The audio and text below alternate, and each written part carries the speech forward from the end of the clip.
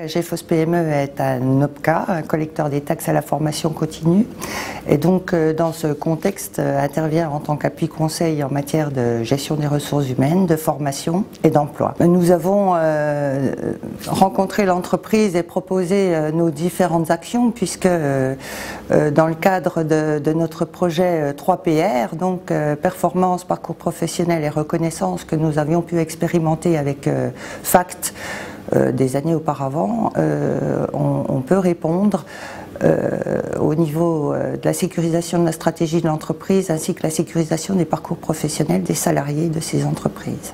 La société Sidéo Betteville fait partie du groupe Sidéo, qui est un petit groupe européen qui emploie environ 600 personnes.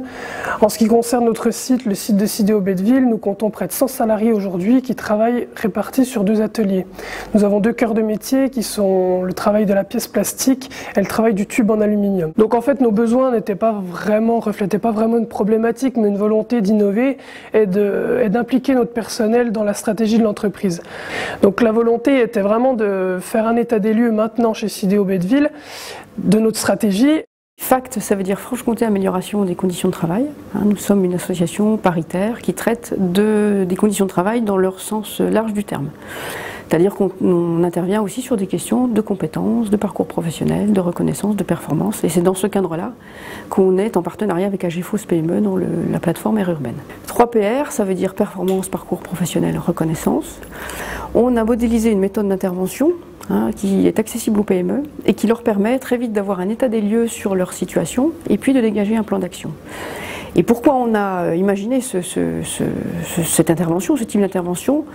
C'est parce qu'on s'est aperçu que dans le contexte actuel, les entreprises qui s'en sortaient le mieux, c'était celles qui savaient innover et maîtriser leurs performances, celles qui savaient développer des compétences et construire les parcours professionnels des salariés, et celles qui savaient reconnaître le travail effectué. Les 3 journées ont réuni à peu près 30 personnes. Le matin, c'est plutôt consacré à des apports un peu théoriques, méthodologiques, mais sous une forme très accessible à tous.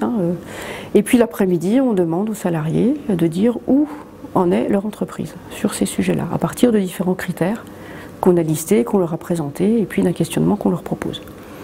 Et à la fin de la journée, donc on présente en direct les résultats, sous forme de radar, de toile d'araignée, enfin je ne sais pas comment on peut appeler ça. Et puis on commence à discuter en groupe des axes d'amélioration, des points forts, des points faibles. On a fait ressortir des points d'écart, des points de dissonance entre notre stratégie, notre communication, nos pratiques RH et puis ce qui est effectivement fait sur le terrain.